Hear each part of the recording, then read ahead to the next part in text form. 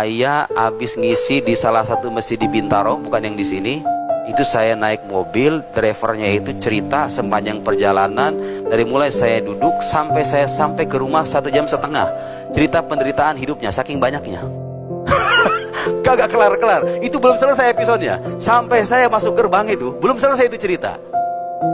Astagfirullahaladzim, kata saya, ada orang sesengsara itu. Ternyata awal ceritanya itu begini.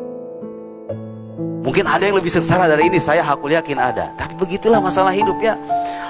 Dia itu buka usaha dengan temannya, tiba-tiba duitnya diambil sama temannya, dibawa lari. Otomatis mitra-mitranya itu nagih hutang sama dia. Hutangnya banyak, kepepet, kelilit hutang lah bahasanya. Dihianati sama, pertama kesengsaraan hidupnya dihianati sama teman baiknya. Usahanya hancur, hutang-hutang tertumpuk di pundaknya. Dia harus membayar hutang-hutang itu, nyicil, dan itu banyak. Gak ada pekerjaan lain kecuali menjadi driver.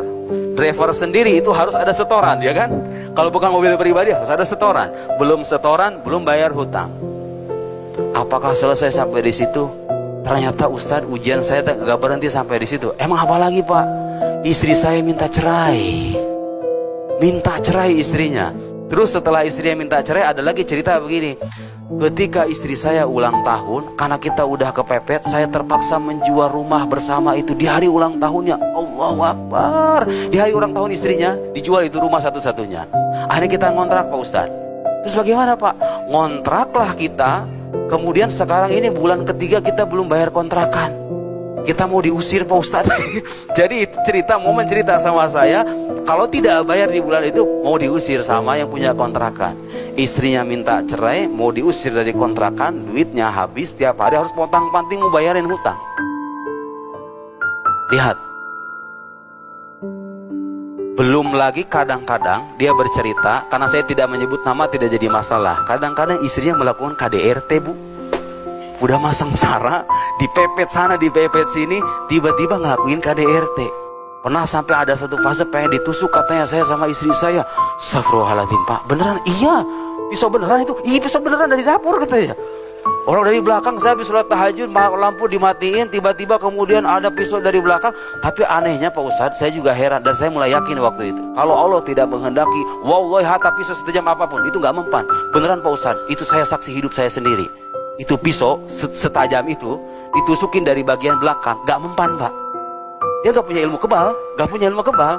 Tapi lihat, kalau Allah melindungi, kalau Allah melindungi, lihat.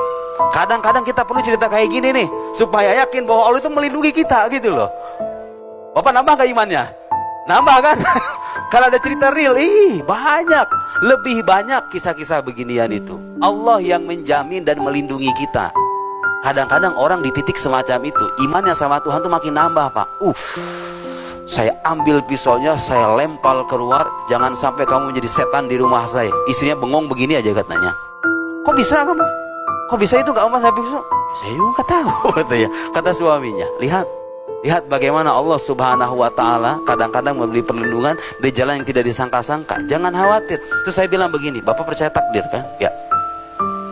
Bapak percaya semuanya sudah digariskan sama Gusti Allah. Saya bilang sama Bapak itu, Bapak, kalau berdasarkan agama yang saya pelajari, teks kitab suci yang saya baca, Bapak ini orang istimewa. Kok bisa begitu, Pak Ustadz? Iya, ujian Bapak itu banyak soalnya. Ujian hidup saya sedikit. Di mana-mana, Pak. Kalau ujian bagi anak S3, udah pasti beda sama anak SMA kan? Artinya apa? Bapak ini kalau istilah sekolah udah S3, Pak. Saya baru SMA doang. Coba itu. Oh, begitu ya, Pak Ustadz? Lah iya. Asyadun nasi balaan al-anbiya thummal amsal thummal amsal. Itu gunanya iman tuh begitu, Pak.